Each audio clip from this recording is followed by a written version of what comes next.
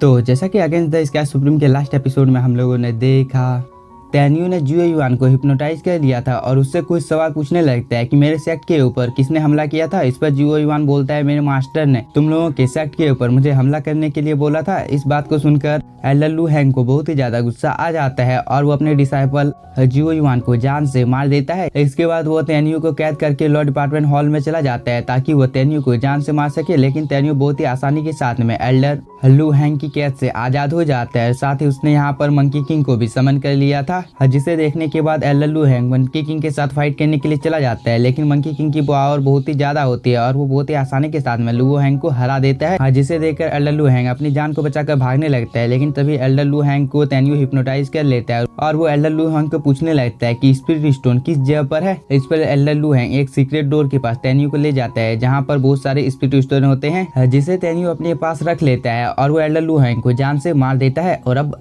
आगे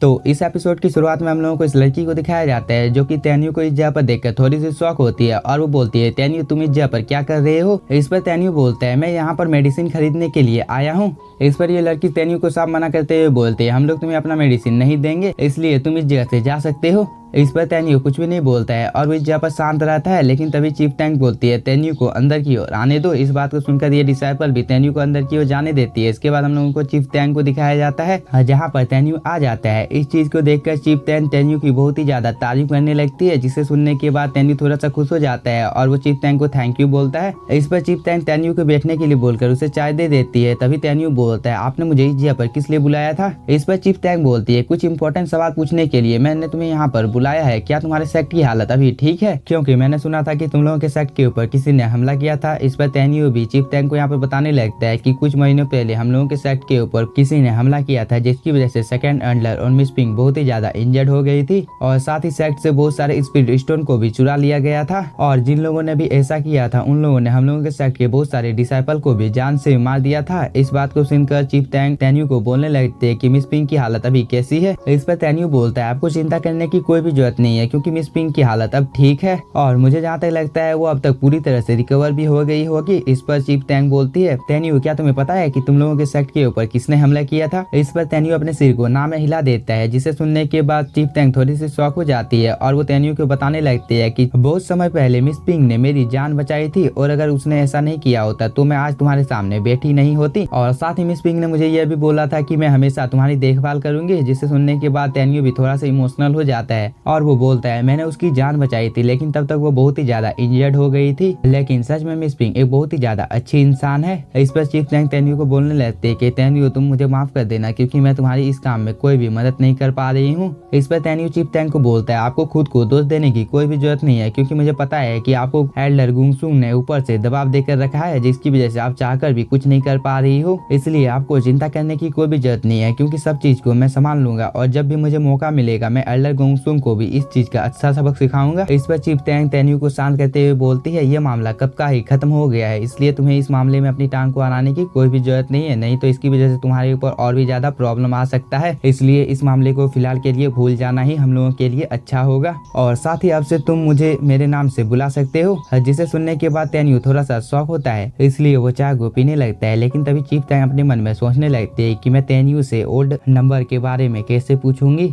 लेकिन तभी टेन्यू बोलता है मुझे पता है कि चीफ टैंक आपने मुझे यहाँ पर किस सवाल को पूछने के लिए बुलाया है। अगर आप 16 सीरीज ओड नंबर के बारे में पता लगाना चाहते हैं तो मुझे माफ कर दीजिएगा क्योंकि मैं आपको इस चीज के बारे में डिटेल में अभी जानकारी नहीं दे सकता हूँ क्योंकि फिलहाल के लिए अभी मुझे एक इम्पोर्टेंट काम है। जिसे सुनने के बाद चीफ टैंक बोलती है टेन्यू तुमने शायद कुछ गलत समझ लिया है क्योंकि 16 सीरीज का टेक्निक बहुत ही ज्यादा रहस्यमय है। इस पर टेन्यू यहाँ पर 16 सीरीज के टेक्निक और 32 सीरीज के टेक्निक को निकाल देता है, जिसे देखकर चीफ टैंक थोड़ी सी शॉक हो जाती है। लेकिन तभी टेन्यू 16 सीरीज के नंबर के बारे में हम लोगों को बताने लगता है कि चीफ टैंक ने अगर इस चीज को कल्टीवेट कर लिया तो इसकी वजह से उसकी पावर थोड़ी सी बढ़ जाएगी और अगर चीफ टैंक 32 सीरीज के बारे में अगर आपको कुछ भी समझ में नहीं आता है तो आप मुझसे इस चीज के बारे में पूछ सकती हो। इस बात को सुनने के बाद चीफ टैंक थोड़ी सी शॉक हो जाती है और वो टेन्यू को बोलने लगती है एशियन टाइम में 22 सीरीज का नंबर खो गया था, आखिरकार तुम्हें यह चीज कहाँ से मिला है। इस पर टेन्यू बताने लगता है कि दूसरों के लिए यह टेक्निक खो गई है लेकिन मेरे मास्टर के लिए यह टेक्निक बहुत ही ज्यादा इम्पोर्टेंट थी, इसीलिए उन्होंने अब तक इसे संभाल कर रखा था,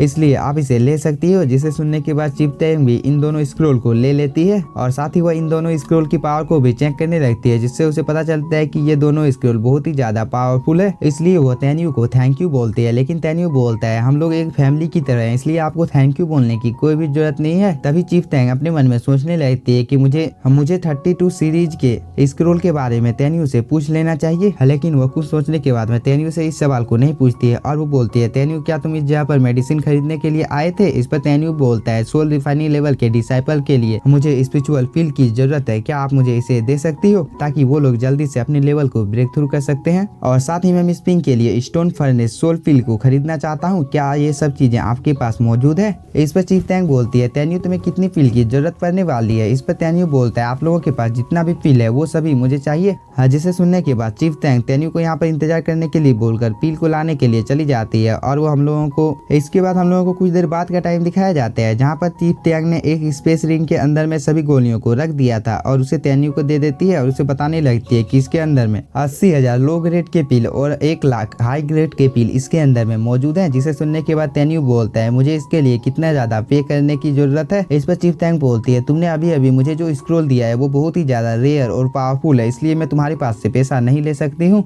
और अगर तुमने यहाँ पर जबरदस्ती मुझे स्पिरिट स्टोन देने की कोशिश की तो मैं समझ जाऊंगी कि तुम मेरी फैमिली के मेंबर नहीं हुए। जिसे सुनने के बाद तेन्यू भी अपने हाथ को पीछे कर लेता है और वो चीफ टैंक को थैंक यू बोलने लगता है। इस पर चीफ टैंक बोलती है तुम लोगों के सेक्ट के ऊपर और भी बहुत सारे दुश्मन हमला करने के लिए आ सकते हैं, इसलिए तुम्हें सावधान रहना होगा। इस पर तेन्यू भी चीफ टैंक को बोलता है एल्डर गुंगसुंग एक अच्छा आदमी नहीं है, इसलिए आपको भी उससे सावधान रहना होगा, और वो ये बोलकर इस जगह से जाने लगता है। लेकिन तभी तेन्यू को कुछ याद आ जाता है और वो इस जगह पर रुककर चीफ टैंक को बोलने लगता है कि आप इतने टाइम से जियानमैन एकेडमी में है, क्या आपको पता है कि किसी एल्डर की कलाई के ऊपर कोई निशान है? और वो ये बोलने के बाद में इस निशान को यहाँ पर अपेयर कर लेता है, जिसे देखने के बाद चीफ टैंक बोलती है मैंने इस निशान को कहीं ना कहीं पर देखा है, और वो ये बोलकर खिड़की के पास आकर सोचने लगती है। तभी चीफ टैंक को याद आ जाता है कि यह निशान किसकी कलाई पर था, और वो तेन्यू को बताने लगती है कि यह निशान गोल्डन फुटेज ट्राइस्ट के मेंबर के हाथों पर होता है। जिसे सुनने के बाद तेन्यू भी थोड़ा सा शॉक हो जाता है और वो बोलता है गोल्डन फीट, आखिरकार ये किस सेक्ट का नाम है? इस पर चीफ टैंक तेन्यू को बताने लगती है कि जब मैं बहुत ही ज्यादा छोटी थी तब मैंने एशियन टाइम के पुस्तकों में पढ़ा था कि एशियन टाइम में हम लोगों के तियानफा कॉन्टिनेंट में 6 सबसे ज्यादा पावरफुल फैमिली हुआ करती थी। और तेन्यू इन लोगों की पावर का अंदाजा तुम इस बात से लगा सकते हो कि अभी के 4 सबसे ज्यादा पावरफुल सेक्ट मिलकर भी एक फैमिली का सामना नहीं कर पाते।